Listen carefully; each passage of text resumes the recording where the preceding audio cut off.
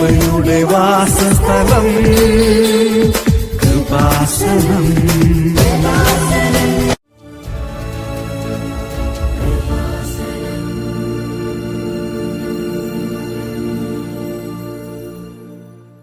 എൻ്റെ പേര് പ്രിയ ഷിജു. ഞാൻ എറണാകുളം ജില്ലയിലെ മൂവാറ്റുപുഴയിൽ നിന്നും വരുന്നു. 2022 ആഗസ്റ്റ് 31 തീയതിയാണ് ഞാൻ ഈ കൃപാസനത്തിൽ വരികയും ഉടമ്പടി എടുക്കുകയും ചെയ്തത്. എല്ലാവരെയും പോലെ എൻ്റെ ജീവിതത്തിലെ ഒരു മരുഭൂമി കാലഘട്ടത്തിലാണ് ഞാൻ കൃപാസനത്തെക്കുറിച്ച് അറിയുന്നത് തന്നെ. അതിനു മുമ്പ് തന്നെ എനിക്ക് യേശുവിനെ അറിയായിരുന്നു. ഒരു 1-2 ക്ലാസ്സിലൊക്കെ പഠിക്കുമ്പോൾ തൊട്ട് യേശു ദൈവമാണെന്ന് എനിക്കറിയാം. ഞാൻ ഒരു ക്രിസ്ത്യാനിയല്ല, ഹിന്ദു ആണ്. അതുകൊണ്ട് ഞാനൊരു കാറ്റഗിസം സ്കൂളിൽ പോവോ ഒന്നും അറിഞ്ഞിട്ടില്ല. പക്ഷേ എനിക്ക് യേശു ദൈവമാണെന്നറിയാം. അപ്പോൾ അന്നേ തൊട്ടൊരു ബന്ധം എനിക്ക് യേശുവായിട്ടുണ്ടായിരുന്നു. എൻ്റെ സങ്കടങ്ങളെല്ലാം പറയാനായിട്ട് ഞാൻ എപ്പോഴും ഒരു അച്ഛൻ്റെ അടുത്ത് മോൾ എങ്ങനെ സംസാരിക്കും അതുപോലെ ഞാൻ സംസാരിക്കുമായിരുന്നു. എന്നിട്ട് ഞാൻ പ്രാർത്ഥിക്കും, നടന്നില്ലെങ്കിൽ ഞാൻ കരയും. കരഞ്ഞ് 2 ദിവസം കഴിയുമ്പോൾ അത് നടക്കും. ഞാൻ സ്വാഭാവികമായിട്ട് വന്ന് നന്ദി പറയും, പോകും. ഇങ്ങനെ ഒരു രീതിയിലായിരുന്നു ഞാൻ ഈ 2022 വരെ ഞാൻ ജീവിച്ചിരുന്നത്.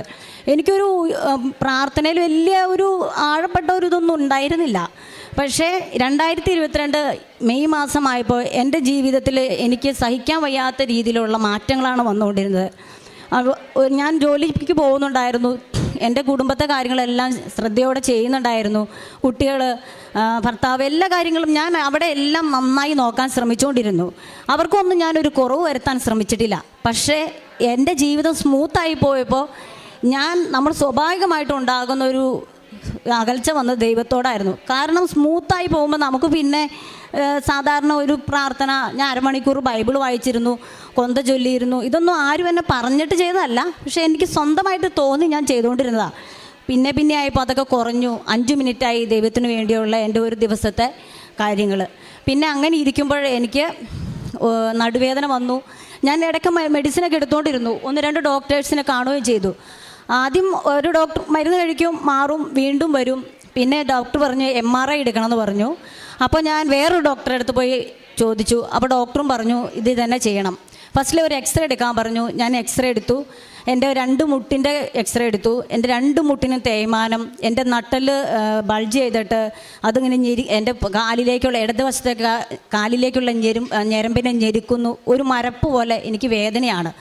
അപ്പോൾ ഡോക്ടർ പറഞ്ഞു ഇത്രയും നാൾ ഈ ചെറുപ്രായത്തിൽ ഇത് നിങ്ങൾ എങ്ങനെ ആക്കിയെടുത്തു എന്നാണ് എന്നോട് ഡോക്ടർ ചോദിച്ചത്.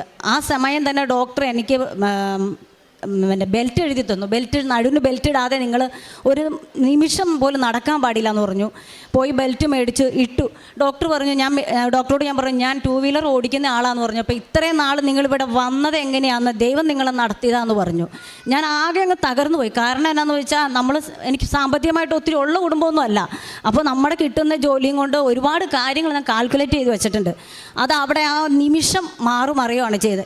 ആകെ മനസ്സ് തകർന്നു വന്നു കഴിഞ്ഞപ്പോൾ വീട്ടിൽ സപ്പോർട്ടായി ഉണ്ടാവുമെന്ന് വിചാരിച്ച ഹസ്ബൻഡും എന്നെ തള്ളി പറയുകയാണ് ചെയ്തത്.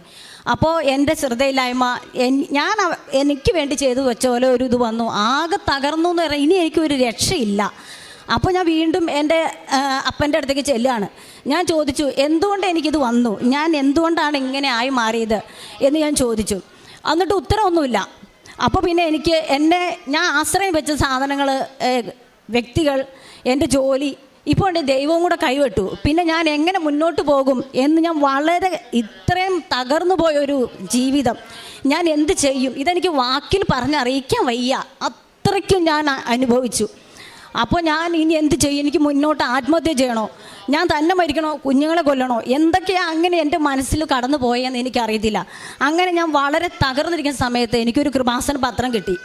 ഞാൻ ധ്യാനം കൂടിയിട്ടുണ്ട്, സ്റ്റേജ് ചെയ്ത് ധ്യാനം കൂടിയിട്ടുണ്ട്, പ്രാർത്ഥന കൂടിയിട്ടുണ്ട്. അങ്ങനെയൊക്കെ ചെയ്തിട്ടുണ്ടെങ്കിലും എനിക്ക് ഈ പത്രത്തോട് വലിയ താല്പര്യമൊന്നും തോന്നിയില്ല.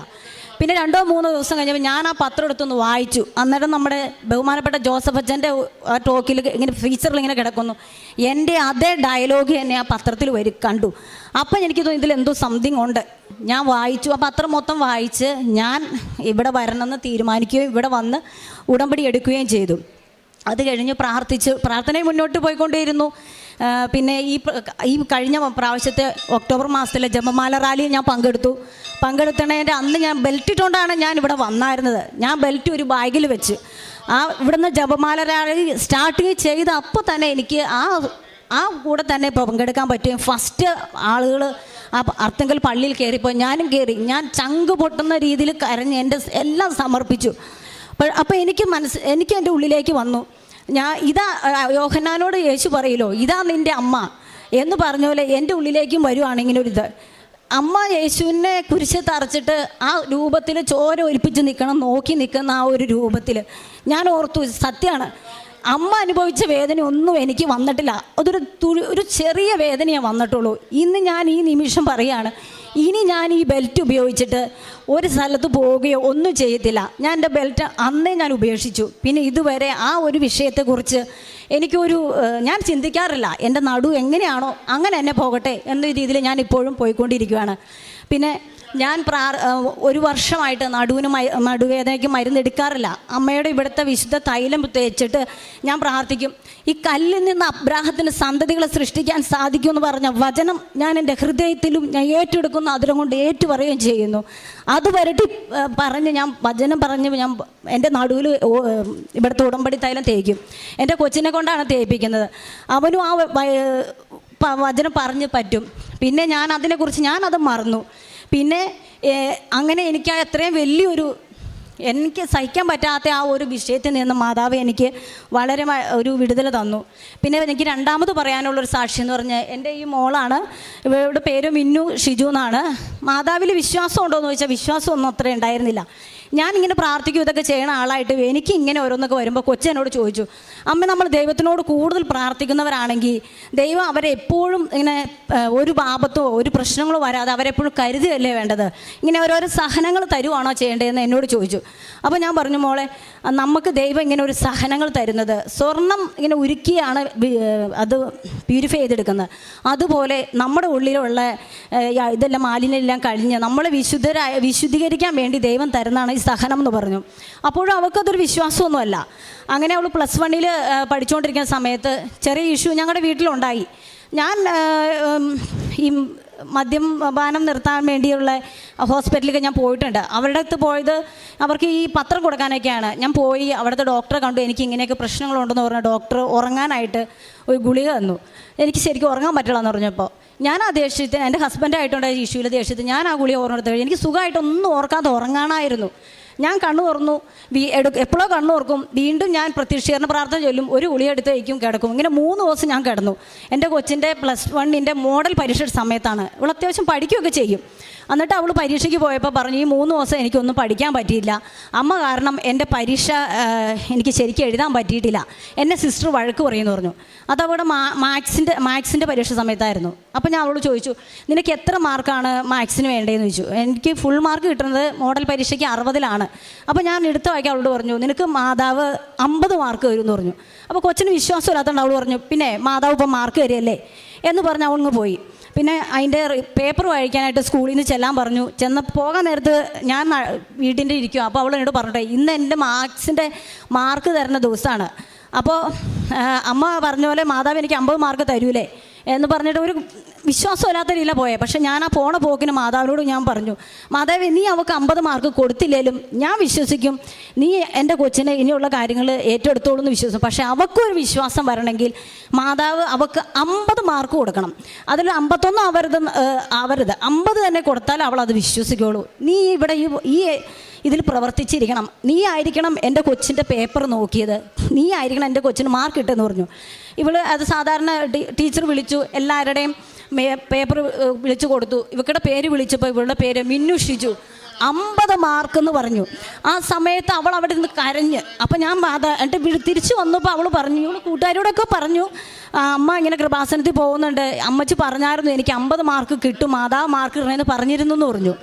അത് കഴിഞ്ഞ് അവൾ തിരിച്ചു വന്നപ്പോൾ എന്നോട് പറഞ്ഞു, അമ്മ എങ്ങനെയാണ് അറിഞ്ഞേ എനിക്ക് 50 മാർക്കാന്ന്, അമ്മ എങ്ങനെയാണ് അറിഞ്ഞേ? സിസ്റ്ററല്ലേ എൻ്റെ പേപ്പർ നോക്കി. അപ്പം പറഞ്ഞു, ഇല്ല, നിൻ്റെ പേപ്പർ നോക്കിയത് മാതാവാണ്, അപ്പോൾ മാതാവാണ് നിനക്ക് 50 മാർക്ക് തന്നേന്ന് പറഞ്ഞു.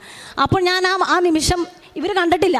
ഞാൻ എൻ്റെ മുറിയിൽ കയറി മുട്ടുകുത്തി മാതാവിനോട് നന്ദി പറഞ്ഞു. കാരണം ഇപ്പോൾ എൻ്റെ കൊച്ചിന് മാതാവിനെ കിട്ടിയ ഇനി അവളുടെ ജീവിതത്തിലുടനീളം അവൾ മാതാവിനെ യേശുവിനെ മുറുകി പിടിച്ചോളൂ. അപ്പോൾ ഞാൻ അതിന് നന്ദി പറഞ്ഞു. അപ്പം അവൾ പിന്നെ പറയാണ്, എനിക്ക് ഇത്രയും വിഷയം പഠിച്ചിട്ടും മാത്സിന് ഫുൾ മാർക്ക് കിട്ടിയിട്ടില്ല. അപ്പം ഞാൻ പറഞ്ഞു, ഇവളോട് പറഞ്ഞു, പുള്ള പ്രാർത്ഥിച്ചോ, നിനക്ക് മാതാവ് ഫുൾ മാർക്ക് തരും. അപ്പോൾ ഞാൻ കയറി സാക്ഷ്യം പറഞ്ഞോളാന്ന് പറഞ്ഞു. അങ്ങനെ +1 മാത്സിന് അവൾക്ക് 80 നൽകി മാതാവൾ അനുഗ്രഹിച്ചു. അങ്ങനെ ഒരിക്കൽ കൂടി അവളുടെ വിശ്വാസം മാതാവ് വർദ്ധിപ്പിച്ചു. ഈ പ്രാവശ്യം +2 പരീക്ഷയുടെ സമയത്ത് ഞങ്ങൾ സാമ്പത്തികമായിട്ട് ഒത്തിരി ഉയർന്നവരൊന്നുമല്ല, സാധാരണക്കാർ തന്നെയാണ്. ഉയർന്ന ഇവർക്ക് നീറ്റ് എഴുതാൻ പോകണമെന്നാണ് ആഗ്രഹം. അപ്പോൾ നല്ല മാർക്ക് കിട്ടുവാണെങ്കിൽ അവിടെ ഫീസ് ഇളവൊക്കെ ഉണ്ടാവുമല്ലോ എന്നൊക്കെ ഓർത്ത് പ്രാർത്ഥിച്ചു. ഞാനും ശക്തമായി പ്രാർത്ഥിക്കുന്നുണ്ടായിരുന്നു. അപ്പോൾ മാതാവ് ഈ പ്രാവശ്യത്തെ +2 പരീക്ഷയിൽ +2-ന് 600 മാർക്കും കൊടുത്ത് എൻ്റെ കൊച്ചിന് മൂവാറ്റുപുഴ സെൻറ്റ് അഗസ്റ്റിൻ ഗേൾസ് ഹൈസ്കൂളിൽ 1200 മാർക്കിൽ 1107 മാർക്ക് നൽകി. 1197 നൽകി ടോപ്പറായി എൻ്റെ കുഞ്ഞിനെ മാതാവ് ഉയർത്തി. എൻ്റെയും എൻ്റെ കുടുംബത്തിൻ്റെയും വിശ്വാസം ഒരിക്കൽ കൂടി വർദ്ധിപ്പിച്ചു. ഇത് ഞാനൊരു പൂവാണ് ചോദിച്ചത്. +1-ന് കണക്ക് പരീക്ഷയിൽ ഫുൾ മാർക്ക് മാത്രമേ ഞാൻ ചോദിച്ചുള്ളൂ.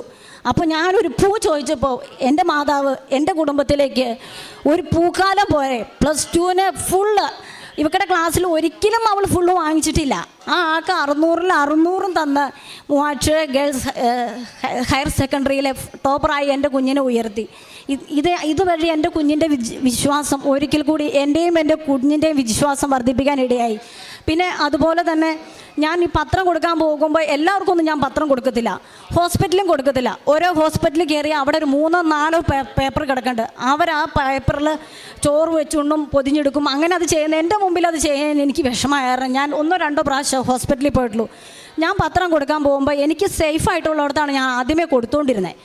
പിന്നെ ആയപ്പോൾ ഞാൻ കൂടുതൽ എന്താ ചെയ്യുക, അച്ഛൻ എപ്പോഴും ഇങ്ങനെ ധ്യാനത്തിൽ പറയും, നിങ്ങളും ദൈവത്തിന് വേണ്ടി കൂടുതൽ എന്താണ് ചെയ്യുന്നത് എന്ന് ചോദിക്കും. അതാണ് ദൈവം നോക്കണമെന്നാണ് പറയണേ. അപ്പോൾ ഞാൻ പിന്നെ എൻ്റെ പ്രാർത്ഥനയൊക്കെ മാറ്റി, എൻ്റെ നിയോഗം മാറ്റി വെച്ചിട്ട് എനിക്ക് എങ്ങനെ യേശുവിനെ കൂടുതൽ സ്നേഹിക്കാം, ഈ കൂടുതൽ മറ്റുള്ളവർക്ക് യേശുവിനെ കൊടുക്കാൻ പറ്റും എന്നായി. അപ്പോൾ ഞാൻ എൻ്റെ സേഫ് കോർണറിൽ നിന്ന് മാറി മൂവാറ്റുപുഴ കച്ചേരി താഴത്ത് KSRTC ബസ്സും പ്രൈവറ്റ് ബസ്സും, അത് വലിയ ടൗണാണ്, അവിടെ ഞാൻ പത്രം വിതരണം ചെയ്യാൻ തുടങ്ങി. ഓരോ ബസ് വന്ന് ആളിറങ്ങുമ്പോൾ ഞാൻ ചെല്ലും, ചേട്ടാ ഇത് കൃപാസനത്തിലെ പത്രമാണ്, ഇതങ്ങനെ ആലപ്പുഴയിലെ മാതാവിൻ്റെ പത്രമാണ്, ഒരുപാട് അനുഗ്രഹങ്ങളുള്ള പത്രമാണ്, നമുക്ക് വായിക്കുമോ എന്ന് ചോദിച്ചിട്ട് വിശ്വാസ പ്രമാണം ചൊല്ലിയിട്ടല്ലാതെ ഒരു പത്രവും ഞാൻ ഒരാളുടെ കൊടുക്കാറില്ല. അങ്ങനെ ചെയ്യുമ്പോൾ എന്നോട് ആളുകൾ പുച്ഛത്തോടെ നോക്കിയിട്ടുണ്ട്, കളിയാക്കി ചിരിച്ചിട്ടുണ്ട്. ഞാൻ ഓട്ടോ ഡ്രൈവർമാരുടെ സ്റ്റാൻഡിലും പോയി ഇതുപോലെ പത്രങ്ങൾ കൊടുക്കും. ഇതൊന്നും ഞാൻ പത്രം കൊടുക്കുമ്പോൾ വളരെ ചമ്മി കൊടുത്തുകൊണ്ടിരുന്ന ആളാണ്. അങ്ങനെയൊക്കെ ഒരു മാറ്റം നൽകിയത് മാതാവാണ്. ഞാൻ എപ്പോഴും ഈ അനുഗ്രഹം നൽകിയതിന് മാതാവിനോട് ഞാൻ നന്ദി പറയുന്നു.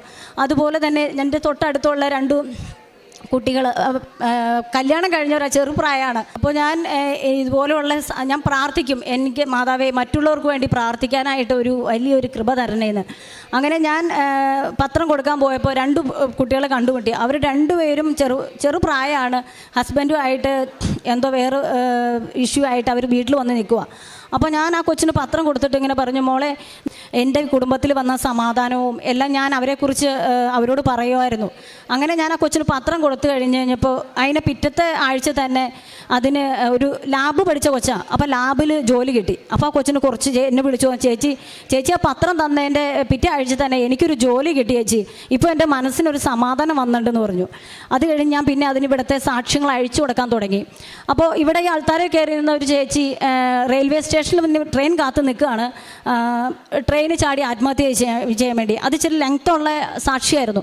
ഞാനത് ആ കൊച്ചിന് അഴിച്ചു കൊടുത്തിട്ടു, ഇത് നീ ഫുള്ളായിട്ടും കേൾക്കണം, എന്നിട്ട് നീ പറയണം ഈ ചേച്ചിക്ക് മാതാവ് അനുഗ്രഹം കൊടുത്തതുപോലെ എൻ്റെയും ജീവിതത്തിൽ ഇടപെടണമെന്ന് പ്രാർത്ഥിക്കണമെന്ന് പറഞ്ഞു. പക്ഷെ ഞാൻ കൊടുക്കുമ്പോൾ അന്ന് മാതാവ് ഇടപെടുന്നു എന്നും ഞാൻ വിചാരിച്ചല്ല കൊടുത്തേ, അവൾക്കും ഒരു സമാധാനം കിട്ടട്ടെ എന്ന് ഓർത്ത്. ആ സാക്ഷ്യം ആ കൊച്ച് യൂട്യൂബിൽ കണ്ടുകൊണ്ടിരിക്കുമ്പോൾ തന്നെ അതിൻ്റെ ഹസ്ബൻഡിൻ്റെ മെസ്സേജ് വരുവാണ്, കോൾ ചെയ്യാൻ പറഞ്ഞ്. അവർ വിളിക്കുകയും അവർ പരസ്പരം അങ്ങോട്ടും ഇങ്ങോട്ടും ഉള്ളതെല്ലാം പറഞ്ഞ് സംസാരിച്ച് അവരും രമ്യതപ്പെടുകയും ചെയ്തു. ആ കുഞ്ഞ് ഇവിടെ വന്ന് ഉടമ്പടി എടുക്കുകയും ചെയ്തിട്ടുണ്ട്. അവൾക്ക് അടുത്ത മാസമാണ് ഉടമ്പടി പുതുക്കേണ്ടത്. അതുകൊണ്ടാണ് എൻ്റെ ഇവിടെ വരാറുന്നത്.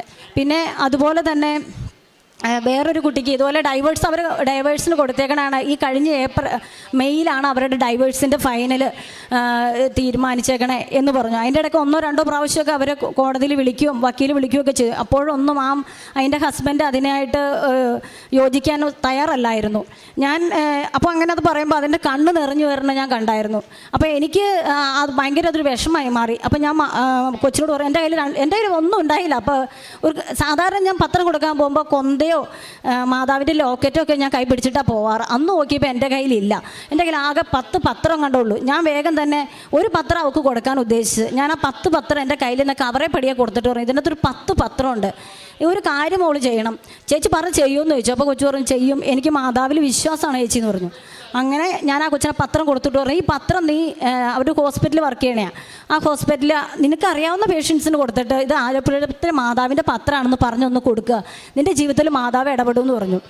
അങ്ങനെ ആ കൊച്ചു ആ 10 പത്രം കൊടുത്തു. ഞാൻ ചോദിച്ചു, മോളെ കൊടുത്തു എന്ന് പറഞ്ഞു. പിന്നെ ആ മാസം ഒന്നും ഒരിതുണ്ടായില്ല. ഈ കഴിഞ്ഞ അവരുടെ ഇതിന് ഫൈനൽ ഹിയറിങ്ങിന് മുന്നേ ആ ഹസ്ബൻഡ് അവളെ താമസിക്കുന്നിടത്ത് വരികയും അവളെ കൊച്ചിനെ കാണുകയും തിരിച്ച് വീട്ടിൽ കൂട്ടിക്കൊണ്ടു പോവുകയും ചെയ്തു.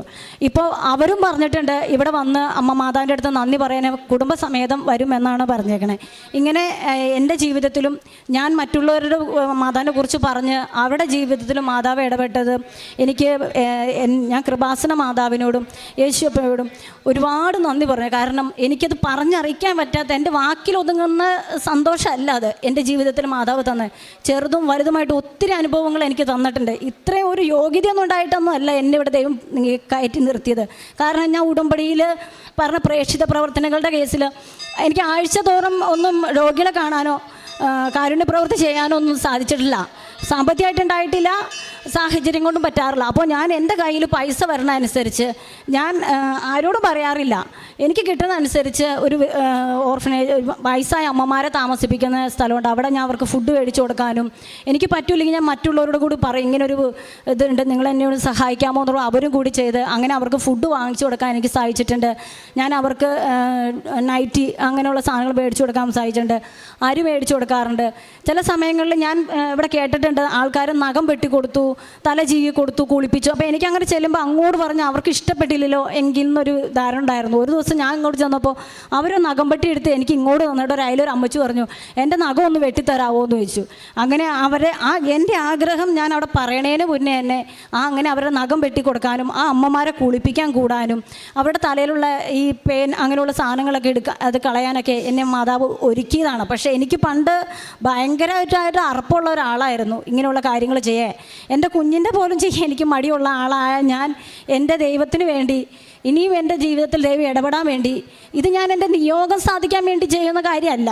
എനിക്ക് കൂടുതൽ യേശുവിനെ കുറിച്ച് അറിയാനും, ഞാൻ അതരം കൊണ്ടല്ല പ്രാർത്ഥിക്കേണ്ടത്, എനിക്ക് ഹൃദയം കൊണ്ട് പ്രാർത്ഥിക്കണം. അതാണ് എൻ്റെ ഏറ്റവും വലിയ നിയോഗം. അമ്മ മാതാവും യേശുവും അതെനിക്ക് സാധിച്ചു തരുമെന്ന് ഞാൻ ഹൃദയത്തിൽ ഉറച്ചു വിശ്വസിക്കുന്നു. ഈ ആൾത്താരിൽ കയറി നിൽക്കാനും ഇങ്ങനൊരു സാക്ഷ്യം പറയാനും എന്നെ അനുവദിച്ചതിനോർത്ത് ഞാൻ അമ്മയോടും തിരുകുമാരനോടും കൊടാനുകൂടി നന്ദി പറയുന്നു.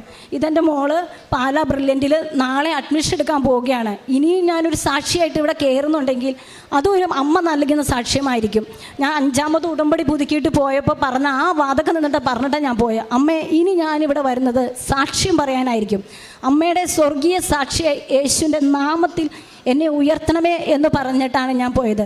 ഇവിടെ നിൽക്കാൻ 2ാമതും എന്നെ അനുവദിച്ച അമ്മ മാതാവിന് ഒരിക്കൽ കൂടി ഞാൻ നന്ദി പറയുന്നു. പരിശുദ്ധ അമ്മയുടെ മധ്യസ്ഥ സഹായത്തിൽ വളരെ ബോധ്യത്തോടുകൂടി അൾത്താരയിൽ സാക്ഷ്യം പറയാനായിട്ട് ദൈവം അനുവദിച്ചു എന്നുള്ളതാണ്. ഇതിൽ ഏറ്റവും പ്രധാനപ്പെട്ട ഒരു മകളുടെ സാക്ഷ്യമാണ്. അതിൽ ഏറ്റവും പ്രധാനപ്പെട്ടത് ശ്രദ്ധിക്കേണ്ടത് ഒരു കുട്ടിക്ക് ഫുൾ മാർക്ക് കിട്ടുന്നത് അല്ല യഥാർത്ഥ സാക്ഷ്യം എന്ന് പറയണത്.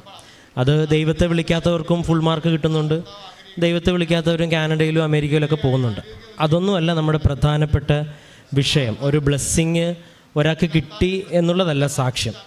അതിൻ്റെ ഇൻവെസ്റ്റ്മെൻറ്റിൽ ഒരാൾക്ക് വിശ്വാസം കിട്ടി എന്നുള്ളതാണ്. അത് കർത്താവിൻ്റെ ഒരു സുവിശേഷ വേലയിൽ കർത്താവ് സൗഖ്യങ്ങൾ നടത്തുമ്പം കർത്താവ് ഉറപ്പുവരുത്തുന്ന ഒരു കാര്യം, ആ വ്യക്തിയും അതിന് ചുറ്റുമുള്ളവരും ഇത് കണ്ട് ദൈവത്തിൽ വിശ്വസിക്കുക. അപ്പം വിശ്വാസം വർദ്ധിക്കുക എന്നുള്ളതാണ്. അത് എവിടം വരെ എന്നുള്ള നിത്യത വരെയുള്ള.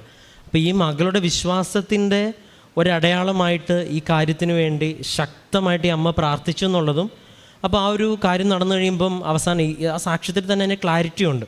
അത് നടന്നു കഴിയുമ്പോൾ ജീവിതത്തിൽ ഒന്നിനു വേണ്ടി ആർക്കു വേണ്ടിയും ആ മകൾ ഈശോയെയും മാതാവിനെയും മാറ്റിവെക്കത്തില്ല. അപ്പം ആ ഒരു വാഗ്ദാനം നിയോഗം നടക്കുവാനായിട്ട് ദൈവം ഈ ഒരു സാഹചര്യം ക്രമീകരിച്ചു എന്നുള്ളതാണ് സാക്ഷ്യം.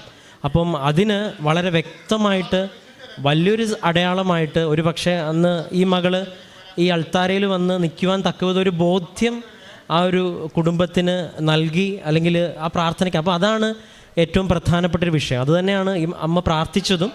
മാതാവ് നല്ല വെടിപ്പായിട്ട് നല്ല കാര്യമായിട്ട് അത് സാധിച്ചു കൊടുത്തു. അപ്പം മകളുടെ ചോദ്യം ഉണ്ട്, അതായത് ഇപ്പം ദൈവത്തെ വിളിക്കുന്നവർക്ക്, അപ്പോൾ കർത്താവ് യോഹന്നാൻ്റെ 15-ാം അധ്യായത്തിൽ 25-ാമത്തെ വാക്യത്തിൽ പറയുന്നുണ്ട്, എന്നെ അവർ പീഡിപ്പിച്ചെങ്കിൽ എൻ്റെ നാമത്തിൽ ഇറങ്ങുമ്പോൾ നിങ്ങളെയും അവർ പീഡിപ്പിക്കുമെന്നാണ് ശിഷ്യന്മാരോട് അവസാനം, അത് കർത്താവിൻ്റെ അവസാന സമയങ്ങളിൽ പറയും, എന്നെ പീഡിപ്പിക്കുമെങ്കിൽ നിന്നെ പീഡിപ്പിക്കുമ്പോൾ ബലിയർപ്പിക്കപ്പെടും എന്നുള്ള സന്തോഷത്തോടെ.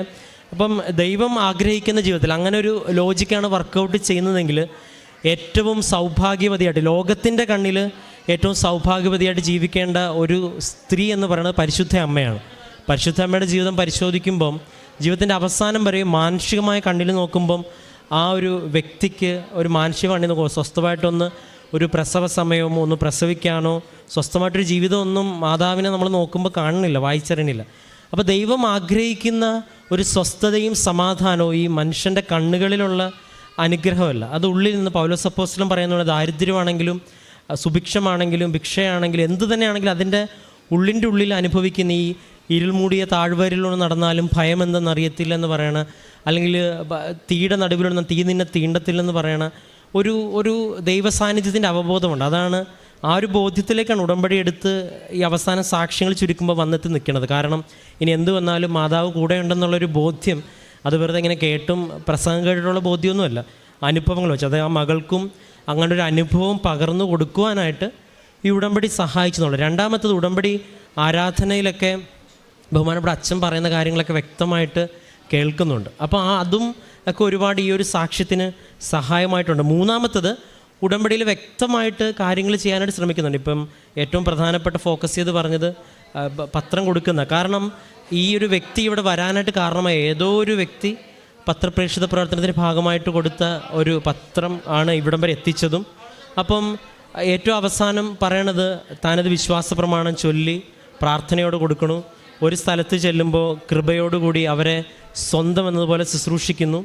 അപ്പം സാക്ഷ്യം കേട്ട് ഒരു വ്യക്തി പ്രാർത്ഥിക്കുന്നു. അപ്പം ഓരോ സാക്ഷ്യങ്ങൾ കേൾക്കുമ്പോൾ ഇതുപോലെ നമ്മളിങ്ങനെ നോട്ട് ചെയ്ത് വെക്കണം, അവർ ചെയ്യുന്ന നന്മകളും ചെയ്ത പ്രാർത്ഥനകളും. അതെല്ലാം കൂടി ചേർത്തിട്ട് നോക്കുമ്പോഴാണ് മാതാവ് ഈ അൾത്താരിൽ രണ്ടാമത്തെ പ്രാവശ്യവും വന്ന് നിൽക്കാനായിട്ട് ദൈവം ഇടവരുത്തിയത്. അതിന് സൗഖ്യത്തിൻ്റെ കാര്യം പറയുന്നുണ്ട്.